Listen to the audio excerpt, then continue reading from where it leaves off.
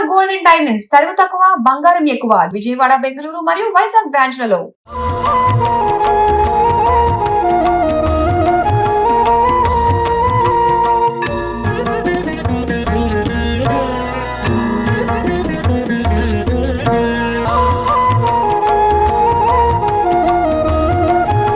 Thanks Guruji. అసలుకి నేను particular గా ఈ ప్రోగ్రామ్స్ చూస్తూ ఉంటా. Thank you Guruji. ప్రజెంటేషన్ అసలు ఘంటసాల ఇంట్లో నువ్వు ఒక మనిషిలాగే చక్కగా వాడతావు. మీరు ఇంత బిజీ షెడ్యూల్ లో కూడా నా వీడియోలు చూస్తున్నారంటే నా పూర్వజన్మ సుకృతం అది.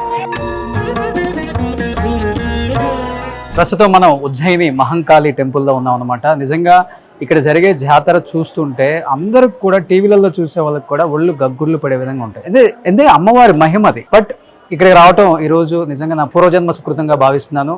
అండ్ శర్మ గారిని ఆయన మాటల్ని ఎప్పుడు మనం వింటూనే ఉంటాం మొబైల్స్లో. ఆయన చెప్పే అమ్మవారి మహిమ గురించి చెప్తుంటే నిజంగా గూస్ బంప్స్ అనమాట కొన్నిసార్లు. బట్ అమ్మవారు ఎప్పుడైతే పిలిపించుకుంటారో అప్పుడే ఇక్కడికి వస్తాం కాబట్టి ఈరోజు నా దర్శనం అయింది. చాలా అద్భుతంగా చేయించారు గురుగారు. ప్రతి ఒక్కళ్ళు కూడా కోరిన కోరికలు తీర్చే అమ్మవారు అంటే ఉజ్జయిని మహంకాళి అమ్మవారు అంటారు. ఎందుకు ఇంత ప్రత్యేకత వచ్చింది అమ్మవారికి అంటే ఏమని చెప్తారు అసలుకి? ముందుగా కాళీం మేఘసమగృహాం త్రినేలాం వేతాళ కంఠస్థితాం ఖడ్గం కేట కపాల దారుకశిర కృత్వా కరాగ్రేషు చ భూతక్రేత పిశాచ మాతృసహితాం ముండశ్రజాలంకృతాం వందే దుష్టమసూరికాదివికతాం సంహారిణీం ఈశ్వరి శ్రీ మహాకాళింబాయే నమః. నిజంగా కూడా జగత్తులో మాతృస్వరూపానికి ఉన్నటువంటి మాత అనేటువంటి లక్షణానికి ఎంత మాధుర్యం ఉందో ఈ మహాకాళి దేవస్థానంలో ఆ మాతృదేవత చక్కటి ఆశీర్వాద బలం 250 సంవత్సరాలుగా గోనాలుగా ప్రసిద్ధి కాంచినటువంటి ఈ భాగ్యనగరంలో సికింద్రాబాదులో ఈ గడ్డ మీద అమ్మవారు వెలగడమే కాకుండా ఆనాటు ఉన్నటువంటి డోలీగేరర్లు మిలిటరీ వాళ్ళు ఇంచుమించుగా చుట్టుపక్కల ఉన్న భక్తులందరూ అమ్మవారిని ఆశ్రయించడం. ఏ విధంగా మసూచి ఇతరులైనటువంటి రోగాలు అంటువ్యాధులు ఎక్కువగా రాకుండా కాపాడడం కోసంగా అమ్మవారు వీళ్ళందరూ కలిసి అమ్మవారిని వేడుకున్నారు. అమ్మ మాకు ఈ రోగాల గారి నుండి కాపాడి మమ్మల్ని కానీ స్వస్థత పొందే విధంగా నువ్వు ఆశీర్వదించినట్లు అవుతే మేము నిన్ను తీసుకొచ్చి ఉజ్జయిని నుంచి ఇక్కడ స్థాపన చేసుకుంటాను తల్లి అని వేడుకోగా భక్తుల మొరలాలకించి మాతృస్వరూపుని కదా అమ్మ కదా, అందుకని అందరినీ గొడిలో పెట్టుకుని తన గిడ్డలుగా అందరినీ కాపాడింది అమ్మవారు. దానికి కృతజ్ఞతగా ఆషాఢ మాసంలో వచ్చేటువంటి మొట్టమొదటి ఆదివారం నాడు, ఆషాఢ మాసమే విశేషం ఏమిటి అంటే సాధారణంగా ఎండలు వెళ్ళిపోయి వానలు కొడుతున్నటువంటి సమయంలో ఆ రోజుల్లో విపరీతంగా మసూచి కలరా లాంటి రోగాలు విపరీతంగా వచ్చాయి. వాటి నుండి కాపాడే దేవత యొక్క అండ కావాలి, ఆవిడ యొక్క ఆశీర్వాదం కావాలి. అలా ఉన్నట్లయితే మనం బతికి బట్టకడతామనేటువంటి ధైర్యంతో ఆవిడని తెచ్చుకొని ఆషాఢ మాసంలో ఇక్కడ కొలుకులు మొదలుపెట్టారు, పూజలు చేయడం మొదలుపెట్టారు, ఈ జాతర మొదలుపెట్టారు. దాన్నే గోనాలు లష్కరు గోనాలు పండుగగా ప్రసిద్ధికి ఎక్కినటువంటి ఈ ఘట సంబంధమైనటువంటి గోనాల సంబంధమైనటువంటి తెలంగాణ ఆడబిడ్డలందరికీ కూడా ఎంతో ఆనందదాయకమైనటువంటి ఈ లష్కర్ గోనాల పండుగ మొట్టమొదటి ఆదివారం నాడు అమ్మవారిని ఘటస్వరూపంలో ఎదుర్కొని వచ్చి 2 వారాలు కూడా ఆనాడు ప్రసార మాధ్యాలు కానీ ఇతరములైనటువంటి వెసులుబాట్లు కానీ లేని సమయంలో అమ్మవారిని ఆశ్రయించి ఇంటింటికి తిరిగి పెద్దవాళ్ళని ముసలి వాళ్ళని రోగ ఆర్తులని వీళ్ళందరినీ కాపాడడం కోసంగా ఘట స్వరూపిణిగా, ఘటము అంటే అందరికీ తెలిసినటువంటిది. కలశాన్ని ఏ విధంగా అయితే మనం పెట్టి పూజలు చేసుకుంటామో ఆనాడు కామరజనులందరూ కూడా ఘటస్వరూపంగా అలంకారం చేసి ఆ అమ్మవారిని శిరస్సును పెట్టుకొని మేళతాళాలతో తీసుకొచ్చి ఇంటింటికి తిక్కి 15 రోజులు అమ్మవారు గ్రామము నగరము తెలంగాణ ప్రాంతం అంతా కూడా తిరుగుతుంది. తిరిగిన తరువాత 15వ రోజు తెల్లవారుసామున 4:05 దివ్య మంగళ స్వరూపిణి అయినటువంటి మహాకాళి అమ్మవారు అలంకార పూరితయ్యి భక్తులందరికీ దివ్య మంగళహారతితో నగర పెద్దల సమక్షంలో అందరికీ ఆ యొక్క దివ్యమూర్తి స్వరూపాన్ని అందరికీ చక్కగా ఆనందంగా కండువుగా దర్శనాన్ని ఇస్తుంది. ఇంత చక్కటి ఈ యొక్క పండగలో ముఖ్యంగా ముత్తైదువులకి ముఖ్యమైనటువంటి ఈ బోనాల పండగ 4:05 ఎప్పుడైతే ఈ హారతి మొదలైందో అక్కడి నుంచి కూడా ముత్తైదువులందరూ తలస్నానాలు చేసి చక్కటి కుండలో పాయసాన్ని వండి దానికి అలంకారం చేసి బొట్లు కట్టి దానిపైన ఇంకొక చిన్న కుండ కట్టి దానిలో చల్లని పానీయం నీళ్లు పోసి పసుపు కుంకుమలు వేసి వేకమండలు కట్టి మజ్జిగ కొన్ని ప్రాంతాలలో 3 వంతులుగా మజ్జిగే కోస్తారు. ఒక వంతు జనం వాళ్ళ ఇష్టానుసారంగా కళ్ళు అనేటువంటి పదార్థాన్ని కూడా కోయడం జరుగుతుంది. ఇది ఎందుకు అంటే ఆ కోతలింగడికైనా ఈ విధమైనటువంటి పానీయాన్ని కానీ కోస్తే ఆ కోతలింగడు మహాకాళేశ్వరుడు దయతలిచి భక్తులందరినీ చల్లగా కాపాడుతాడు అనేది ఈ ప్రాంతంలో ఉన్నటువంటి అలవాటు. అయితే గోళంలో ఉన్నటువంటి పాయసాన్ని ఆడగిడ్డగా భావన చేసి మహాకాళి అమ్మవారికి తీపి వంటలు ఏ విధంగా అయితే ఇంటికి వచ్చినటువంటి ఆడగిడ్డకి కమ్మగా తినిపించి ఆనందపడేటట్టుగా చూసి పసుపు కుంకుమలు ఇచ్చి గొడిగియాలు కోసి చీర సారెలు పెట్టి అమ్మవారిని ఆనందపరిచినటువంటి రీతిలో ఈ తెలంగాణ ప్రాంతంలో అమ్మవారిని ఆడగిడ్డగా భావించి అమ్మవారికి ఈ విధమైనటువంటి క్రియ చేస్తారు. ఆ గంట దీపాన్ని దానిపైన ఉన్నటువంటి గంట దీపాన్ని అమ్మవారు స్వరూపంగా అమ్మవారి దగ్గర వదిలేస్తారు.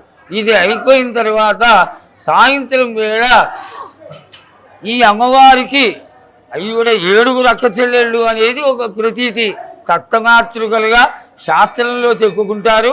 కానీ ఈ ప్రాంతంలో మాత్రం అమ్మవారి 7 అక్క చెల్లెళ్ళు, ఈవిడకి ఒక తమ్ముడు. 7 అక్క చెల్లెళ్ళు అనేది మీరు ఒక మాట అన్నారు. ఇప్పుడు ప్లేగ్ వ్యాధి వచ్చినప్పుడు అమ్మవారిని అందరూ అంటే ఇప్పుడున్న మిలిటరీ వాళ్ళు ఎవరో వెళ్ళి మొక్కుకొని అమ్మవారిని ఇక్కడికి పిలిపించారు అన్నారు. సో మహంకాళి అమ్మవారు ఇక్కడ ప్రతిష్ట పొందారు. బట్ ఇంతమంది భక్తులు కోరిన కోరికలు తీర్చే మహంకాళి అమ్మవారు అని అందరూ చెప్తుంటారు కదా. మీరు ఇన్ని సంవత్సరాలుగా ఇక్కడ ఒక ప్రధాన అర్చకులుగా ఉన్నారు కదా, మీ జీవితంలో వచ్చిన మార్పు ఏంటి? ఎప్పుడైనా అమ్మవారితో మాట్లాడటం జరిగిందా? అమ్మవారు కనపడటం జరిగిందా?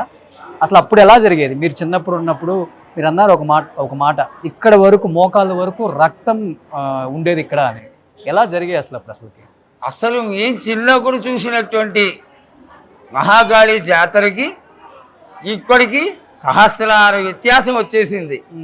ఎందువల్లంటే నేను చిన్నప్పుడుగా ఉన్నప్పుడు నేను ఈ వీధిలోనే కుట్టి ఈ వీధిలోనే పెరిగి ఈ వీధిలోనే చదువుకున్నాను. ఆ రోజుల్లో జన సందోహం తక్కువ, ఇంచుమించుగా చాలా తక్కువగా తెల్లవారుసామున వచ్చేవాళ్ళు. కాబట్టి 4 గంటలకు వస్తే ద్వారంలోంచి నేను లోపలికి దిగిపోయేవాళ్ళం.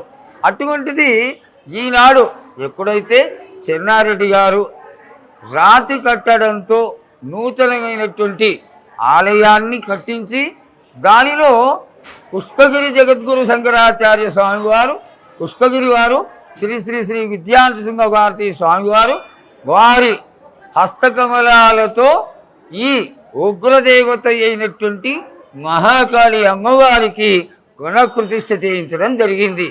అక్కడి నుంచి కూడా దేదీప్యమానంగా దినదిన ప్రవృద్ధమానంగా నాటికి జనం పెరిగిపోయి ఇంచుమించుగా ఈ 16 రోజుల్లో ఇప్పుడు 50 నుంచి 60 లక్షల మంది అమ్మవారి దర్శనార్థమై వస్తున్నారు. ఇందులో విశేషం ఏమిటి అంటే ఆనాడు ఎందుకైతే షురుటి అక్కయ్య గారి కుటుంబీకులు, ఈ డోలీగేరర్లు, ఈ 8 అన్ని జాతుల వాళ్ళు కలిసి ఈ అమ్మవారిని తీసుకొచ్చి ప్రతిష్ఠ చేసుకున్నారో వాళ్ళందరినీ కూడా, వాళ్ళనే కాదు భక్తులందరినీ కూడా చల్లగా కాపాడుతూ అందరినీ స్వస్థతతో దీగిస్తూ ఆయురారోగ్యాలతో కాపాడుతూనే ఉంది. కాబట్టి ఈనాడు రాష్ట్ర పండగగా ప్రభుత్వం వారు గుర్తించి అమ్మవారికి ప్రభుత్వ రాజలాంఛనాలనిచ్చి అమ్మవారికి పండగ రోజున చీఫ్ మినిస్టర్గా ఎవరైతే ఉంటారో వారు పట్టు చీరలు, సారెలు, అమ్మవారికి పసుపు కుంకుమలు రాజలాంఛనంగా తీసుకొచ్చి అమ్మవారికి మీకు సమర్పిస్తారు. ఎప్పుడైనా అమ్మవారు కనపడటం కానీ, మీరు ఎప్పుడైనా చూడటం కానీ, లేకపోతే అమ్మవారు మీతో అంటే ఇన్ని సంవత్సరాల ఈ అనుభవంలో ఎప్పుడు జరగలేదా? చాలా చాలా చాలా సన్నివేశాలు ఎంత బాగా జరుగుతాయంటే అమ్మవారు పక్కన ఉండి మనతో చేయిస్తుంది. ఖచ్చితంగా 100కి 100 కాళ్ళు. 40 సంవత్సరాలుగా నేను ఉంటున్నప్పటికీ అమ్మవారు ఏ విధంగా ఒక వ్యక్తి రూపంలో లేక ఒక మానుష రూపంలో ఉన్నటువంటి వాక్కు రూపంలో ఇటువంటివన్నీ కనకడి మాకు తెలియచేస్తూ ఉంటుంది అమ్మవారు. దానిని సవ్యంగా తీసుకుని మనం కానీ ఓహో ఇదేదో ప్రేరణ జరుగుతోంది, దీన్ని మనం అవలంబిస్తే మనకి మంచి జరుగుతుంది అని కానీ దాన్ని ఒక ఆజ్ఞగా తీసుకొని చేస్తే 100కి 100 కాళ్ళు అమ్మవారి యొక్క ఆశీర్వాద భావన అనేటువంటి లక్షణం మనకుంటే తప్పకుండా అది మంచి జరుగుతుంది. మీరన్నట్టుగా అమ్మవారు కళలో కనిపించడం, మహన్యాసంలో ఒక మాట చెప్తారు, పరోక్ష క్రియా ఇవహి దేవాహ. దేవుడు కలియుగంలో ప్రత్యక్షంగా కనపడడం అనేది ఉండదు. ఒక మనిషి రూపంలోనో ఒక వ్యక్తి రూపంలో కనబడి మనకు ఒక సందేశాన్ని ఇస్తారు. దాన్ని దేవతా స్వరూపంగా భావించి తీసుకుంటే. ఏ సందేశం ఇచ్చారు మీకు అమ్మవారు? సాధారణంగా చెప్పకూడని విషయము, నేను ఎప్పుడన్నా ఆలస్యంగా చాతగాక గుడికి రాలేనేమో అని కాస్త విశ్రాంతి తీసుకుందాన్ని పడుకుంటే నన్ను తట్టి లేకినట్టు అవుతుంది. ఇది ఏదో కారణం ఉంది అని నేను లేచి స్నానం చేసేసుకొని గబుక్కున గుడికి వచ్చేసరికి మాకు సంబంధించినటువంటి ఆఫీసర్లు గుడిలో ఉండడం, వాళ్ళు ఎదురు చూస్తూ ఉండడం, ఇట్లాంటివన్నీ చాలా జరుగుతూ ఉంటాయి మాకు. గురుజీ ఇన్ని 40 సంవత్సరాల నుంచి ప్రధాన అర్చకులుగా ఉన్నారు మహంకాళి అమ్మవారి దగ్గర. అంటే మీలాంటి వారు ఒక సినిమాలో యాక్ట్ చేసినందుకు క్యాన్సర్ వచ్చింది, అమ్మవారి పనిష్మెంట్గా మీరు దాన్ని భావిస్తారు, చేసిన తప్పుగా ఇప్పటికి దాన్ని బాధపడుతూ ఉంటారని నేను విన్నాను. నిజమా అది? చాలా తక్కువది. సంచిత ప్రారంధ కర్మలని ఉంటాయి. మానవ శరీరం ఎవరికైనా శరీరమే. మనము ఎన్నో పాపాలను చేసి ఎన్నో రకాలైనటువంటి తప్పులు చేసి ఉంటాం. ప్రతి ఒక్కడు కూడా చేసిన దానికి చేసిన పాపాన్ని అనుభవించాల్సిందే. నాకు చాలా గొప్ప అనుభవం ఏమిటి అంటే, నాకు 4వ స్టేజ్లో ఉన్నటువంటి క్యాన్సర్ నయమైపోయింది 2000 అమ్మవారి అనుగ్రహం వల్ల. 4వ స్టేజ్లో. అలాగే నేను 2018లో పొద్దున కాగా ఉన్నాను, సాయంత్రం క్లాట్ వచ్చింది. మర్నాడు 24 అవర్స్ మెడిసిన్ ఇవ్వడం వల్ల పూర్తిగా క్లియర్ అయిపోయింది. అలాగే 2024 డిసెంబర్ 25 రోజున నాకు అమ్మవారు ఎంతటి శక్తి గలదో అలాగే అయ్యప్ప స్వామి గారు కూడా అని నమ్మకం. నేను విపరీతంగా అయ్యప్ప పూజలు చేస్తాను. 63 సంవత్సరాలుగా శబరిమలకి వెళ్తాను. అయితే ట్రెడిషనల్గా జరిగేటువంటి సరి అయినటువంటి అయ్యప్ప పూజలు చేయడానికి నన్ను తీసుకెళ్తారు. నేను కడి పూజలో కూర్చొని ఉన్నాను, స్ట్రోక్ వచ్చింది. నాకు స్ట్రోక్ వచ్చినట్టుగా కూడా తెలీదు. 3 సార్లు వచ్చింది. నన్ను తీసుకెళ్ళి యశోదాలో చేర్పించారు. మర్నాడు పొద్దున ఆపరేషన్ అయిపోయింది. మళ్ళీ మార్చి నాటికి నేను శుభ్రంగా అమ్మవారి అనుగ్రహంతో ఇంతే ఆదరణతో ఆవిడ దగ్గర ఎప్పుడు ఎలా ఉన్నానో అంతే ఆనందంగా దేవాలయానికి వస్తే నేను మళ్ళీ అమ్మవారికి సేవ చేసుకుంటాను. ఆశీస్సులు అంతా అంత పరిపూర్ణంగా ఆవిడ ఆశిస్తుంది. ఈ రంగం భవిష్యవాణి చెప్పేటప్పుడు చాలా అందరూ ప్రజలు ఎదురు చూస్తూ ఉంటారు, 2 రాష్ట్రాల తెలుగు ప్రజలందరూ కూడా. అంటే అది అప్పటికప్పుడు మీకు వచ్చి మీ ఒంట్లో వచ్చి మీరు అడుగుతారా, లేకపోతే ముందుగానే ఇవి అడగాలి, ఇవి చెయ్యాలని ఉంటుందా? అసలు నిజంగా కొన్ని లాస్ట్ టైం అయితే చాలా మార్పులు రాబోతున్నాయి అని చెప్పేసి భవిష్యవాణిలో చెప్పింది జరిగింది. ఎందుకంటే గవర్నమెంట్లు కూడా మారిపోవచ్చు అని కూడా చెప్పారు, జరిగింది అది. ఈసారి నిజంగా ఏం జరగబోతుంది? మళ్ళీ ఏమన్నా గవర్నమెంట్లు మారే అవకాశం ఉందా? అమ్మవారు ఏం చెప్తుంది? అసలుకి ప్రకృతి ఎలా మారబోతుంది? ప్రజలకి ఎలాంటి ఇబ్బందులు లేకుండా ముందుగానే సూచనలు ఇవ్వబోతుంది అమ్మవారు ఈసారి? అసలు జగన్మాత స్వరూపం ఏమిటి అనేది ఆ క్షణంలో అక్కడ నిల్చుని ఆవిడతో మాట్లాడుతుంటే, ఇందాక మీరు అన్నట్టుగా నేను మాట్లాడుతుంటే గూస్ బంప్స్ వచ్చినాయి అని మీరు చాలా చక్కటి మాట చెప్పారు. ఆ యొక్క అనుభవం నాకు కలుగుతుంది. అమ్మతో మాట్లాడుతూ ఉంటే నేను జగన్మాత అయినటువంటి ముల్లోకాలలో ప్రసిద్ధమైనటువంటి అమ్మతో మాట్లాడుతున్నాను కదా, గొళ్ళు దగ్గర పెట్టుకొని మాట్లాడాలి, అనాలోచితంగా మాట్లాడకూడదు అని నా అంతర్గతమైనటువంటి భయం నన్ను ఎప్పుడు వెన్నంటుతూనే ఉంటుంది. దీనికి ముఖ్య కారణం ఏమిటి అంటే 250 సంవత్సరాల కిందట జాతర మొదలుపెట్టారు, జాతర చేసుకున్నారు. ఈ జాతర యొక్క గొప్పతనాన్ని, ఈ జాతర గొప్పతనం అంటే ఏ విధంగా జరిగింది, రోగాల గారిని పడకుండా జనాలు ఏ విధంగా తప్పుకోగలుగుతారు, ఎండలు ఎలా ఉంటాయి, వానలు ఎలా ఉంటాయి, సస్యము ఎలా ఉంటుంది అని తెలియజేయడానికి పామర జనం చక్కటి ఒక ఉపాయాన్ని ఎన్నుకుని జోగిని స్త్రీ, ఈ కులాలలో ఒక కులం జోగిని కులం కూడా, ఈ జోగిని కులంలోని వాళ్ళందరూ కలిసి అమ్మవారు అయినటువంటి ఈ మహాకాళి యొక్క స్వరూపాన్ని తెలుసుకోవడం కోసం జోగిని స్త్రీకి 11 సంవత్సరాలు పెంచి ఆమెని కట్టికి బాసింగం కట్టి శివుడికి భార్యగా కళ్యాణం చేసి ఆమెని సమాజానికి సేవ చేయడం కోసం వదిలేస్తారు. ఇక ఇతరములైనటువంటి వివాహాలు ఉండవు ఆమెకి. ఆమె యొక్క స్వరూపాన్ని మేళతాళాలతో 16వ రోజున పొద్దున తీసుకొచ్చి ఈ రాజమాతంగి అమ్మవారి ఎదురుగుండా నిలబెట్టి ఆ కోతలింగడు ముందర గుంట తవ్వి దానిలో కుమ్మరి ఇంటి నుంచి ముందు రోజు చేసినటువంటి పచ్చికుండ అంటే సాధారణంగా మనం చేయి పెట్టినా ముట్టుకున్నా ముక్కలైపోతుంది. అటువంటి కుండని జాగ్రత్తగా తీసుకొచ్చి ఆ గర్తలో పెట్టి దానిపైన ఒక చాట, పసుపు కుంకుమ, చీరలు, ముత్తైదువుకు సంబంధించినటువంటి సుగంధ ద్రవ్యాలు అన్నీ వేసి పూజ చేసి సాగర మంత్రాలతో ఏర్పులు బైండ్లు అయినటువంటి వాళ్ళందరినీ 8 జాతుల వాళ్ళని తీసుకొచ్చి వాళ్ళ చేత ఈరోజు మంత్రశాస్త్రం ఏమిటి అంటే మీడియాలో వాళ్ళకి నోటికి వచ్చింది చెక్కేస్తున్నారు. ఆ రోజుల్లో మంత్రశాస్త్రానికి పెట్టింది కేరు మహాకాళి దేవస్థానం. అటువంటి స్థితిలో ఆ సాగర మంత్రాలతో అమ్మవారిని ఆవాహన చేసి ఆమెని ఆ పచ్చిగుండకైనా నిలబెడతారు.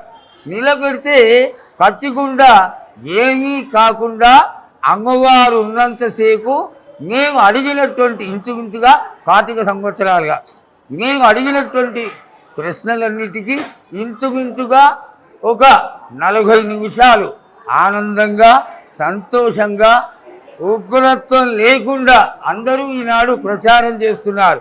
కాళీ స్వరూపమే ఉగ్ర స్వరూపం.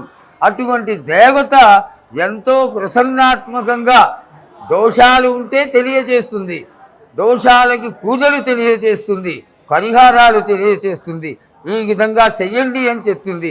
అంతటి జగన్మాత ఆవిడ ఎదురుగుండా నిల్చుంటే గొళ్ళు దగ్గర పెట్టుకొని ఆవిడ మాటలకి ఏమి సమాధానం చెప్తుందా అనేటువంటి భయభక్తులతో ఉండి ఆ ప్రశ్నల యొక్క సమాధానాలని మనము నెరవేర్చాలి. కాబట్టి అమ్మవారి యొక్క అనుగ్రహం కోసం ఈసారి 2 రాష్ట్రాల ప్రభుత్వాలు ఎలా ఉండబోతున్నాయి? మార్పు ఉండబోతుందా, లేకపోతే అదే కొనసాగుతుందా, ఏం జరగబోతుంది అసలుకి? ఈ కృష్ణ జగన్మాత అయినటువంటి అమ్మవారిని అడిగితే ఆ జగత్తుని భవిష్యవాణిని తెలియజేసే అమ్మవారి కాబట్టి ఆవిడ యొక్క నోటి మీదుగా వచ్చి ఈనాడు భక్తి ఎక్కువైపోయింది భక్తులలో, జనంలో.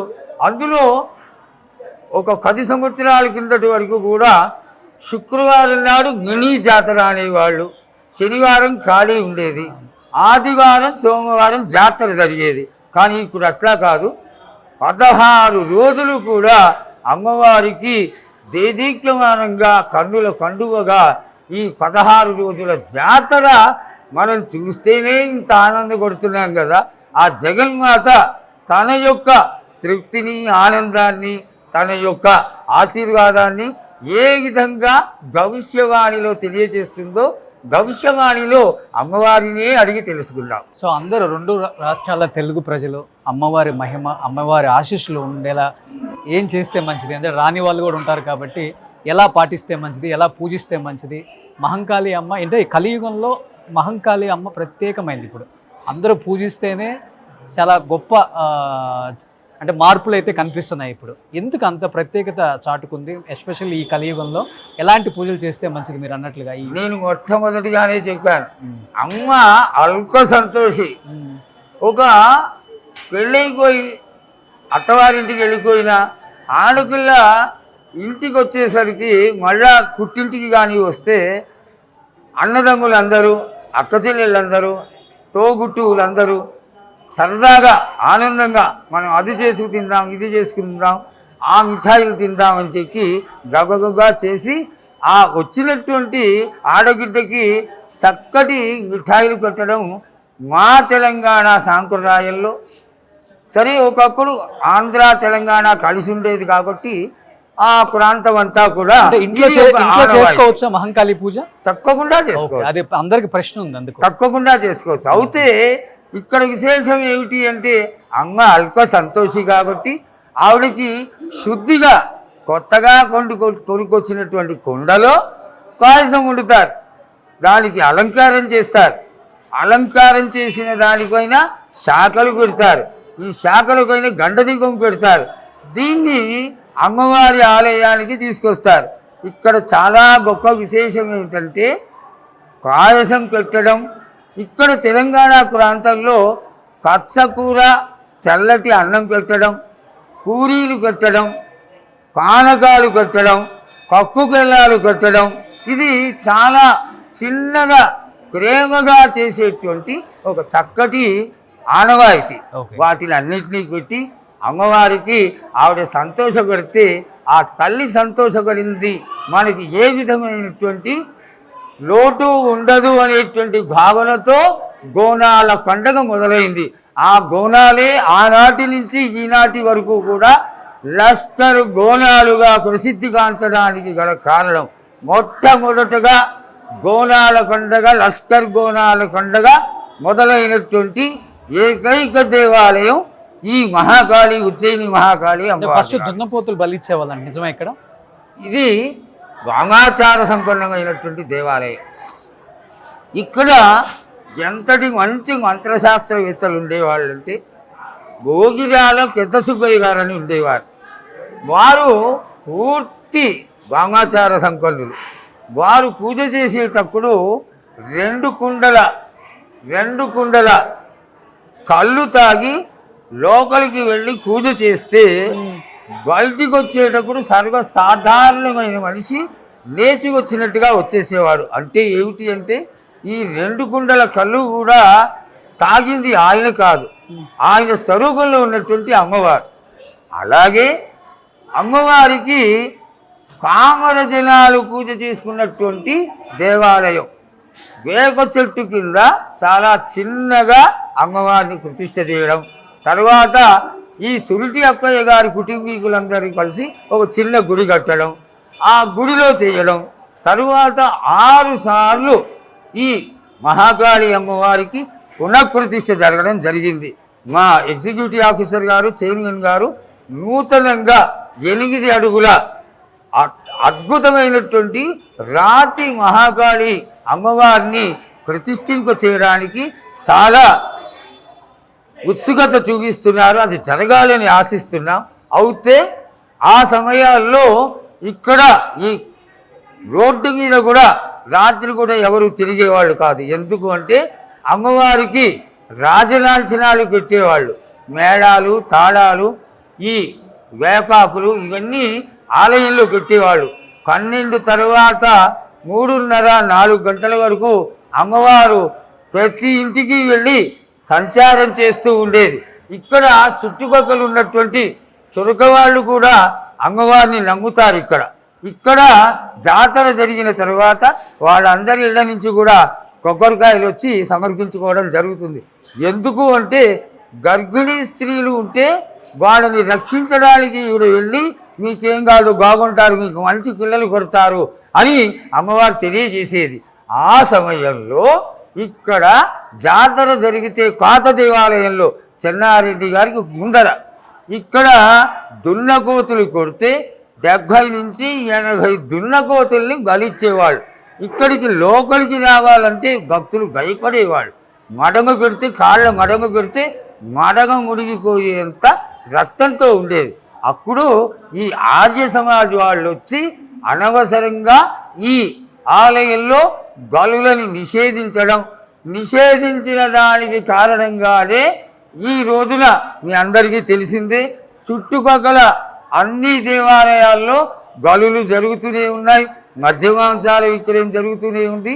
ఆలయాలన్నీ ఈ రోజున అభివృద్ధి కావడానికి ఈ భక్తులు సమర్పించుకున్నటువంటి కానుకలే కారణం. సూపర్ గురూజీ, నిజంగా చాలా చాలా చాలా ఆనందంగా ఉంది. ఉజ్జయిని మహంకాళి వేడుకలు అంటే ఎక్కడి నుంచో తరలి వస్తారు. మీరు అన్నట్లుగానే 50 నుంచి 60 లక్షల మంది దర్శనం చేసుకోగల ఏకైక మందిరం ఏదైనా ఉంది అంటే ఉజ్జయిని మహంకాళి అమ్మవారు. ఆమె ఆశీస్సులతో 40 సంవత్సరాల నుంచి మీరు ప్రధాన అర్చకులుగా పనిచేస్తున్నారు. మీకు ఎన్నో అనుభవాలు. అంటే దేవుడు చూడండి అసలు ఉన్నారు అన్నదానికి ఒక నిదర్శనం. క్యాన్సర్ 4th స్టేజ్లో ఉన్న మీకు మళ్ళీ ఎప్పుడులాగే క్యూర్ అయ్యి ఎప్పుడులాగే పూజలు చేసుకునేది. హార్ట్ అటాక్ 3 సార్లు వచ్చినా కానీ అమ్మవారు కాపాడి మళ్ళీ నా దగ్గర ఉండాలని ఇక్కడే ఉంచుకొని, అంటే ఇది ఒక్కటే నిదర్శనం. దేవుళ్ళు ఉన్నారు, వాళ్ళు పూజిస్తారు అంటే వాళ్ళు మనల్ని కాపాడుతారు, వాళ్ళ ఆశీస్సులు ఎప్పుడు మన మీద ఉంటాయి అనే దానికి ఒక చిన్న ఉదాహరణ ఇది. కానీ కోకొల్లలో హైదరాబాద్లో ఎంతోమంది ఉజ్జయిని మహంకాళి అన్న, అమ్మవారి దర్శనం అన్న, అమ్మవారి ఆశీస్సులు మన మీద ఎప్పుడు ఉంటాయని భావిస్తారు. నిజంగా అలాంటి టెంపుల్కి నేను వచ్చినందుకు, నన్ను ఆశీర్వదించినందుకు, అమ్మవారి ఆశీర్వచనం నా మీద ఉంచినందుకు thank you Guruji. Thank you so much. ఎల్లవేళలా అమ్మవారు పరిపూర్ణ అనుగ్రహం మీ మీద ఉండాలి. Thank you Guruji. సుమన్ టీవీలో మీ పర్సనల్ అండ్ బిజినెస్ ప్రమోషన్స్ కోసం కింది నెంబర్కి కాంటాక్ట్ చేయండి.